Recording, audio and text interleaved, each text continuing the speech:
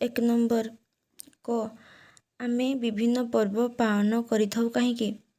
ମାନବ ଜୀବନ ଦୁଃଖ ଜଞ୍ଜାଳରେ ପରିପୂର୍ଣ୍ଣ। ଜୀବନର ନିରସତା ଓ ମନର କ୍ଳାନ୍ତି ଦୂର କରି ଜୀବନକୁ ସରସ ସୁନ୍ଦର ଓ କର୍ମଚଞ୍ଚଳ କରିବା ସହିତ ଆମର ଧର୍ମ ସଂସ୍କୃତି ଓ ପରମ୍ପରାକୁ ବଜାୟ ରଖିବା ପାଇଁ ଆମେ ବିଭିନ୍ନ ପର୍ବ ପାଳନ କରିଥାଉ।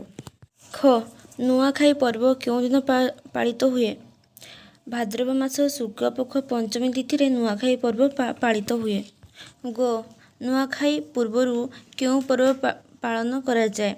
ନୂଆଖାଇ ପୂର୍ବରୁ ବିଦ୍ୟାଦାତା ଓ ବିଘ୍ନ ବିନାଶ ଶ୍ରୀ ଗଣେଶଙ୍କ ପୂଜା ଉତ୍ସବ ପାଳନ କରାଯାଏ। ଘ ଏହି ପର୍ବ ଆମକୁ କ'ଣ ଶିଖାଇଥାଏ?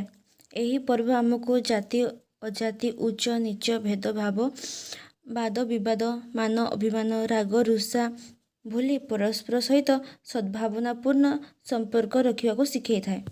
ନେକ୍ସଟ ଏ ପର୍ବର ବିଶେଷତ୍ୱ କ'ଣ?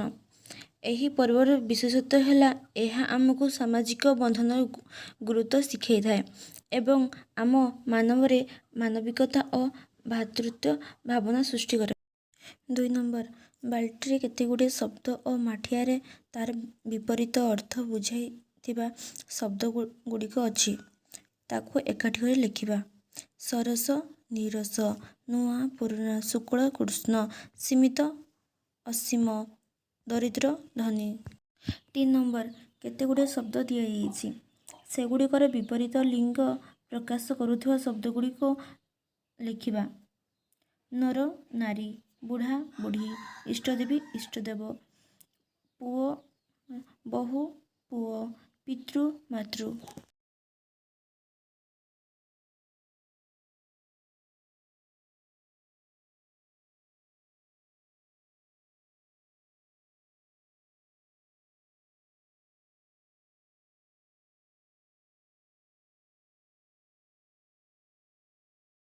ଚାରି ନମ୍ବର ଠିକ୍ ବନାନ ଥିବା ଶବ୍ଦଟିକୁ ବାଛି ତଳେ ଲେଖିବା। ସରସ ଫାଷ୍ଟ ହେଲା ସରସ। ସୀମିତ ସୀମିତ ହେଲା ଥାର୍ଡ଼ରେ যেটা ଲେଖା ଅଛି ସୀମିତ ଠିକ୍ ଅଛି। ଉତ୍ସବ ହେଲା ସେକେଣ୍ଡ যেটা ଠିକ୍ ଅଛି ସେଟା ଗାର ଦିଆ ହେଇଛି ସେଟା ଉତ୍ସବ। ସାମଗ୍ରୀ ସାମଗ୍ରୀ ହେଲା যেটা ଲାଷ୍ଟ যেটা ଅଛି ସେଟା ଠିକ୍ ଅଛି। ଆଉ ନେକ୍ସଟ ହେଲା যেটা ସେକେଣ୍ଡ যেটা ଠିକ୍ ଅଛି। 5 ନମ୍ବର ପିଲାମାନେ ପଡ଼ିଆରେ ଖେଳୁଛନ୍ତି। ଏହି ବାକ୍ୟରେ ଖେଳିବା କାମକୁ ପିଲାମାନେ କରୁଛନ୍ତି ତେଣୁ ପିଲାମାନେ ହେଉଛି କର୍ତ୍ତା ଓ ଖେଳୁଛନ୍ତି ହେଲା କ୍ରିୟା। ସେହିପରି ତଳ ବାକ୍ୟ ଗୁଡ଼ିକରେ କର୍ତ୍ତା ଚାରିପଟେ ଗୋଲ ବୁଲେଇବା ଓ କ୍ରିୟା ପଦ ତଳେ ଗାର ଦେବା। କ ଝିଅ ବୋହୂମାନେ ଘର ଦ୍ୱାର ସଜାଡ଼ୁଛନ୍ତି। ଝିଅ ବୋହୂମାନେ ହେଲା କର୍ତ୍ତା ତାପରେ ଚାରିପଟେ ଗୋଲ ବୁଲା ହେଇଛି ଆଉ ସଜାସଜି ହେଲା କ୍ରିୟାପଦ ସେଥିପାଇଁ ଗାର ଦିଆ ହେଇଛି। ଖ ମୋ ବାପାଙ୍କ ସାଙ୍ଗରେ ଭୋଜି ଖାଇବାକୁ ଗଲି। ମୁଁ ହେଲା କ୍ରିୟାପଦ କର୍ତ୍ତା ମୁଁ ହେଲା କର୍ତ୍ତା ଆଉ ଖାଇବାକୁ ଗଲି ହେଲା କ୍ରିୟାପଦ। ଗ ଚପଳା କାଲି ନୟାଗଡ଼ରୁ ଫେରିବ। ଚପଳା ହେଲା କର୍ତ୍ତା ଆଉ ଫେରିବ ହେଲା କ୍ରିୟାପଦ। ତୁମେମାନେ କାହିଁକି ସମୟ ନଷ୍ଟ କରୁଛ? ତୁମେମାନେ ହେଲା କର୍ତ୍ତା ନଷ୍ଟ କରୁଛ ହେଲା କ୍ରିୟାପଦ। ନେକ୍ସଟ ଅଳସୁଆ ଦୁଃଖ ପାଏ। ଅଳସୁଆ ହେଲା କର୍ତ୍ତା ଆଉ ଦୁଃଖ ପାଏ ହେଲା କ୍ରିୟାପଦ। 6 ନମ୍ବର ଘରର ମୁଖିଆ ନୂଆ ଲୁଗା ପିନ୍ଧନ୍ତି। ସେ ପୂଜା ପାଠ କରନ୍ତି। ପ୍ରଥମ ବାକ୍ୟରେ ଥିବା ଘରର ମୁଖିଆଙ୍କୁ ବୁଝାଇବା ପାଇଁ ଦ୍ୱିତୀୟ ବାକ୍ୟରେ ସେ ବ୍ୟବହାର କରାଯାଇଛି। ସେହିପରି ତଳ ବାକ୍ୟ ଗୁଡ଼ିକରେ ଗାର ଦିଆଯାଇଥିବା ଶବ୍ଦକୁ ବୁଝାଇବା ପାଇଁ ଯେଉଁ ଶବ୍ଦ ବନ୍ଧନୀରୁ ବ୍ୟବହାର କରାଯିବ ତା ଚାରିପଟେ ଗୋଲ ବୁଲେଇବା। କ ପୁଅ ଝିଅ ପାଠ ପଢ଼ିଲେ ଘରର ଓ ଦେଶର ମଙ୍ଗଳ। ସେଠି ପୁଅ ଝିଅ ଜାଗାରେ କି ସେମାନେ କହୁଛ ସେମାନେ ୟୁଜ୍ ହେବ। ଖ ମୋତେ ଓ ମୋ ସାଙ୍ଗକୁ ପୁରସ୍କାର ମିଳିଲା।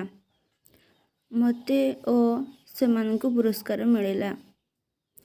ବିଜୟ ବାବୁଙ୍କ ବଗିଚାଟି ଖୁବ୍ ସୁନ୍ଦର ହୋଇଛି।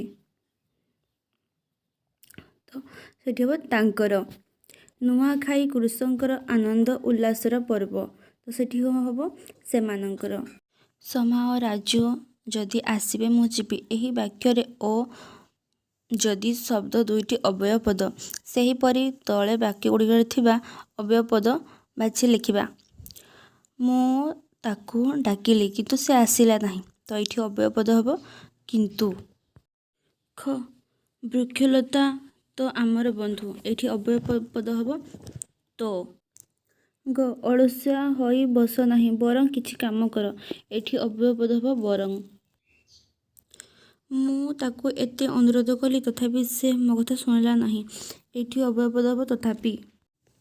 ସେ ଆଜି ଆସିଥିଲେ ପୁଣି କାଲି ଆସିବେ, ଏଇଠି ଅବ୍ୟୟ ପଦ ହେବ ପୁଣି। 8 ନମ୍ବର ତଳେ ଦିଆଯାଇଥିବା ପ୍ରଶ୍ନ ଗୁଡ଼ିକର ଉତ୍ତର ଲେଖିବା। କ ନୂଆଖାଇ ପର୍ବ କେବେ ପାଳନ କରାଯାଏ? ନୂଆଖାଇ ପର୍ବ ଭାଦ୍ରବ ମାସ ଶୁକ୍ଳପକ୍ଷ ପଞ୍ଚମୀ ତିଥିରେ ପାଳନ କରାଯାଏ। ଖ ଏହି ପର୍ବ ପାଳନ ପୂର୍ବରୁ ଲୋକମାନେ କିପରି ନିଜକୁ ପ୍ରସ୍ତୁତ କରନ୍ତି? ଏହି ପର୍ବ ପାଳନ ପୂର୍ବରୁ ଲୋକମାନେ ଘରର ଜିନିଷପତ୍ର ସଫାସଫି କରି ସଜାଡ଼ି ରଖନ୍ତି। ଆବଶ୍ୟକୀୟ ପୂଜା ସାମଗ୍ରୀ, ଅନ୍ୟାନ୍ୟ ଦ୍ରବ୍ୟ ଓ ନୂଆ ଲୁଗା କିଣନ୍ତି। ଗ ନୂଆଖାଇ ଜୁହାର କିଏ କାହାକୁ କରନ୍ତି? ସାନମାନେ ବଡ଼ମାନଙ୍କୁ ନୂଆଖାଇ ଜୁହାର କରନ୍ତି। ନୂଆଖାଇ ଭେଟଘାଟ କେତେବେଳେ ହୋଇଥାଏ? ନୂଆ ଖାଇସାରି ନୂଆ ପୋଷାକ ପିନ୍ଧି ସାରିଲା ପରେ ନୂଆଖାଇ ଭେଟଘାଟ ହୋଇଥାଏ। ନେକ୍ସଟ ତୁମେ ଜାଣିଥିବା କେତୋଟି ପର୍ବପର୍ବାଣିର ନାମ ଲେଖ। ସରସ୍ୱତୀ ପୂଜା, ଦଶହରା, ଦୀପାବଳି, ମକର ସଂକ୍ରାନ୍ତି। 9 ନମ୍ବର ନିଜ ଭାଷାରେ ବୁଝାଇ ଲେଖିବା। ଏଥିରେ ଜାତି ଅଜାତି ଉଚ୍ଚ ନୀଚ ଭେଦଭାବ ନଥାଏ। ଉତ୍ତର ଲେଖିବା। 10 ନମ୍ବର ତଳେ କିଛି ପର୍ବ ଓ ସେହି ପର୍ବଗୁଡ଼ିକ ନିର୍ଦ୍ଦିଷ୍ଟ ସମୟ ବିଷୟରେ ସୂଚନା ଦିଆଗଲା। ଆସ ଗାର ଟାଣି ସେମାନଙ୍କୁ ମିଶାଇବା। ଇଦ୍ ଉଲ୍ ଫିତର ରମଜାନ ସରିବା ପରଦିନ। ରକ୍ଷାବନ୍ଧନ ଶ୍ରାବଣ ପୂର୍ଣ୍ଣିମା। ବଡ଼ଦିନ ଡିସେମ୍ବର ମାସ 25 ତାରିଖ। କୃଷ୍ଣ ଜନ୍ମ ଭାଦ୍ରବ କୃଷ୍ଣ ଅଷ୍ଟମୀ। ସ୍ୱାଧୀନତା ଦିବସ ଅଗଷ୍ଟ 15 ତାରିଖ। 11 ନମ୍ବର ତଳେ ଦିଆଯାଇଥିବା ପ୍ରତ୍ୟେକ ଶବ୍ଦ ପାଇଁ କେତୋଟି ଅର୍ଥ ଦିଆଯାଇଛି? ଠିକ୍ ଅର୍ଥ ସ୍ଥାନରେ ଗୋଲ ବୁଲାଅ। ଉଦ୍ଦୀପନା ଆଗ୍ରହ, ପରମ୍ପରା ପ୍ରଥା, ସମ୍ପ୍ରଦାୟ ଗୋଷ୍ଠୀ, ବିବାଦ ବିଷାଦ ଦୁଃଖ। 12 ନମ୍ବର ତଳେ ଦିଆଯାଇଥିବା ଶବ୍ଦକୁ ନେଇ ବାକ୍ୟ ଗଠନ କରିବା। ରାଗରୁଷା ସାଙ୍ଗସାଥୀଙ୍କ ମଧ୍ୟରେ ରାଗରୁଷା ହେବା ଏକ ସାଧାରଣ କଥା। ବାଦ ବିବାଦ ଦୁଇ ଭାଇଙ୍କ ମଧ୍ୟରେ ପୈତୃକ ସମ୍ପତ୍ତିକୁ ନେଇ 4 ବର୍ଷ ହେବ ବାଦ ବିବାଦ ଲାଗି ରହିଛି। ମାନ ଅଭିମାନ ପୂଜା ପାର୍ବଣରେ ମାନ ଅଭିମାନ ତ୍ୟାଗ କରି ସମସ୍ତେ ଏକାଠି ହୁଅନ୍ତି। ଭେଦଭାବ ଯେଉଁଠି ଛୁଆଁ ଅଛୁଆଁ ଭେଦଭାବ ଥାଏ ସେଠାରେ ମାନବିକତା ଓ ବିଶ୍ୱ ଭ୍ରାତୃତ୍ୱ ଭାବନା ନଥାଏ।